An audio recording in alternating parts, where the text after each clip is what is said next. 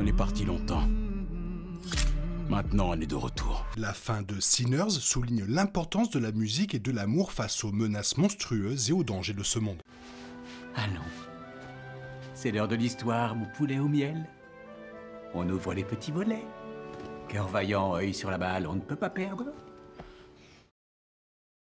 Se déroulant à Delta au Mississippi en 1932, le film suit les frères jumeaux Smoke et Stack, accompagnés de leur cousin guitariste Sammy, alors qu'ils montent un nouveau club. Cependant, la soirée est perturbée par le vampire Remick, qui cherche à s'approprier le pouvoir musical de Sammy. À la fin du film, presque tous les personnages du film ont été tués, même si 2 survivants clés apparaissent avec brio dans la première scène post-générique. Cela souligne les thèmes du film, tout en jetant les bases d'une éventuelle suite. Voici comment la fin de Sinners développe les thèmes du film en révélant les véritables motivations des vampires et celui que le film considère comme la véritable menace finale.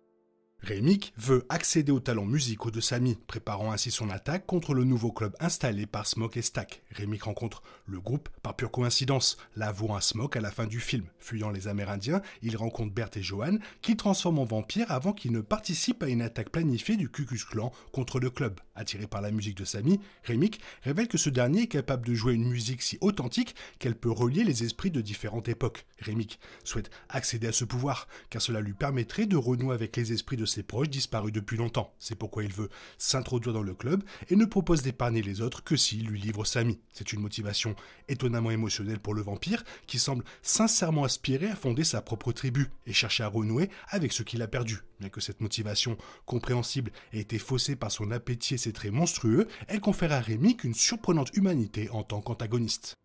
Bien qu'une grande partie de la seconde moitié du film soit consacrée à affronter Remick et ses compagnons vampires, sa mort aux mains de Smoke ne clôt pas le film. Au contraire, la véritable menace que Smoke avait toujours redoutée revient enfin sous la forme d'une bande de racistes. Menée par Hogwood, cette bande se révèle être affiliée à la section locale du Ku Klux Klan. Bien que Smoke ait cherché à éviter toute escalade des tensions en refusant de servir les personnes d'apparence blanche dans leur établissement, Hogwood et ses hommes n'hésiteraient pas à tirer sur des innocents. Cette vision intolérante et haineuse est présentée comme une véritable monstruosité, même aux yeux d'un vampire comme Remick. Le mal ancien implique que sa famille faisait partie des personnes chassées d'Irlande des siècles avant les événements du film, ce qui lui confère une certaine empathie pour la communauté afro-américaine, trop souvent prise pour cible. Il est à noter que, si sa mort s'accompagne d'une certaine prise de conscience tragique, le massacre des membres du clan par Smoke est présenté comme un moment plus manifeste de catharsis violente, suggérant que le film témoigne bien plus de sympathie pour Remick que pour Hogwood.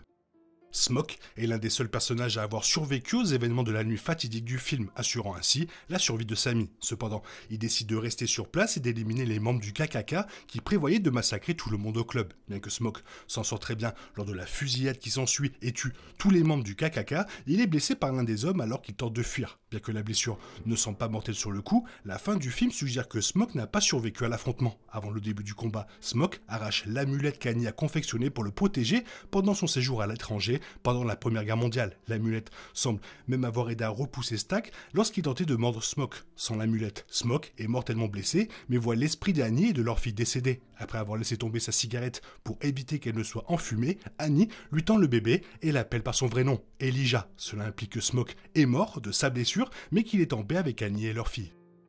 Dans le film, Sammy est pris entre deux mondes, ce qui le pousse à s'orienter dans des directions opposées quant à ses ambitions musicales. Alors que son père et Smoke estiment tous deux que Sammy devrait abandonner tout rêve de devenir musicien, car cela attire le mal et le désespoir, Sammy croit fermement au pouvoir de sa musique. Cela s'explique en partie par son affinité naturelle pour elle, mais le film montre aussi à plusieurs reprises que les autres ne le voient vraiment que lorsqu'il joue de la musique. Les liens de Sammy avec Stack, Delta Jim et Pearline sont tous ancrés dans ses talents musicaux, transformant le gentil garçon en un homme capable. Sa musique transcende le temps et l'espace, le reliant à ceux qui sont morts avant lui et qui naîtront après lui. Comme le suggèrent les derniers instants du film, sa longue et fructueuse carrière, Sammy n'a jamais pu renoncer à cette part de lui-même, malgré l'horreur de ce dont il a été témoin. Il y a une raison pour laquelle Sammy croit que tout ce qui s'est passé avant les vampires a abouti au plus beau jour de sa vie, ce qui explique pourquoi il n'a jamais abandonné la musique.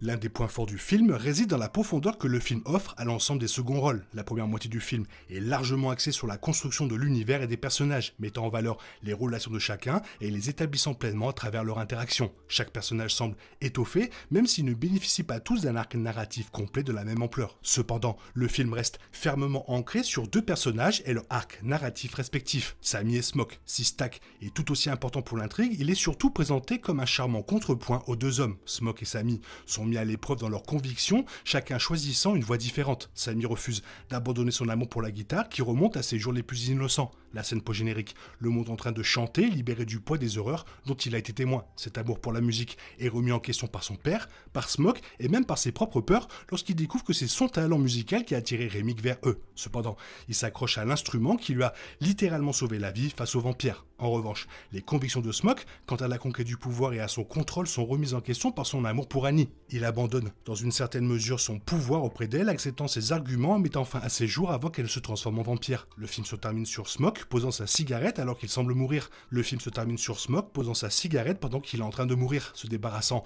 symboliquement de la personnalité qu'il a longtemps définie, retrouvant sa famille dans l'au-delà. Il abandonne ce qui le définissait d'une manière que Samy ne fait pas, et les deux hommes trouvent ainsi la paix. Si l'histoire de Smoke est forte, elle est aussi au service de Samy. Sa frustration face aux ambitions musicales de ce dernier crée des tensions entre eux, contrastant fortement avec le soutien enthousiaste de Stack. C'est pourquoi il est logique de terminer la scène post-générique sur Samy jouant de la guitare. C'est son amour pour la musique qui donne véritablement vie au film et sert de dernière chanson au véritable personnage principal, offrant à Sinners un véritable final. L'une des règles établies concernant les vampires est qu'ils sont profondément liés entre eux, sans être dépendants d'un vampire principal. Tuer Rémick ne restaurera pas les personnes qu'il a également maudites. Cela inclut Marie et Stack, qui ont probablement été blessés par la mort de Rémick. Cependant, tous deux avaient déjà fui le combat. Marie, horrifiée, s'est enfuie en voyant Annie mourir, tandis que Smoke a épargné Stack à condition qu'il laisse Samy tranquille, et ont trouvé refuge dans les ombres lorsque le soleil s'est levé et a tué tous les autres vampires présents. Comme le révèle la scène post-générique, Marie et Stack sont toujours en vie dans les années 90, s'étant apparemment adaptés à leur époque et se cachant la vue de tous sous forme de vampires immortels. C'est une révélation captivante qui ouvre la voie à toutes sortes de suites. On y voit également que le couple est ouvertement romantique et a l'assurance de montrer les crocs, suggérant qu'ils ont passé le dernier demi-siècle à s'adapter à leur nouvel état et à s'épanouir. Une suite de Sinners pourrait facilement réintroduire ces deux-là, révélant ce qui leur est arrivé et où ils sont allés après les événements de Sinners. Sinners est une interprétation percutante des conventions d'une histoire de vampire classique, utilisant la métaphore des tribus immortelles comme réponse aux préjugés auxquels sont confrontées les personnes de couleur aux États-Unis. La conviction apparente de Rémick que n'importe qui peut devenir vampire est apparemment sincère. Bert et Joanne abandonnent leur haine raciale lorsqu'ils sont transformés en vampires, et tout le monde semble heureux avec Rémick par la suite. Toutefois, ces actions semblent aussi assimiler des personnes comme Stack et Marie, qui étaient auparavant bien plus à l'aise au club avec leurs amis et leurs proches. D'une certaine manière, les seuls à tirer profit de cette bataille sont les fanatiques comme le KKK, qui obtiennent exactement ce qu'ils voulaient après le massacre des vampires. C'est ce qui rend la décision de Smoke de tous les tuer si significative, car elle marque le refus de laisser cette haine triompher. Derrière toute cette violence et cette tension se cache une histoire d'amour. Les relations tendues que Smoke et Stack entretiennent avec Annie et Marie s'affinent et finissent par se réparer, témoignant de leur capacité à dépasser leur passé pour accepter la personne avec laquelle ils souhaitent être. Le couple chaud, l'idylle naissante entre Samy et Pearline, et même les brefs extraits de la relation de Cornbread avec sa femme, tout cela illustre comment l'amour peut améliorer les situations difficiles. Cet amour s'étend même aux liens familiaux. Samy, Smoke et Stack entretenant un lien évident qui les influence encore des décennies plus tard. Cet amour est ce qui les maintient dans leur monde, même lorsque les vampires et les fanatiques tentent de tout réduire en cendres autour d'eux. Super film, un peu long au début, par contre la fin, alors tonitruant, et ça serait bien de faire une suite. Toi, qu'est-ce que tu en penses? Fais-moi part de ton avis dans la zone commentaire, sinon, bisous de vampire à la L. Steinfeld. Bye bye. Il est impossible de compter sur les autres de nos jours, on est obligé de tout faire soi-même. Je me trompe? Rien de grave, j'avais tout prévu. Où va le monde, je vous le demande.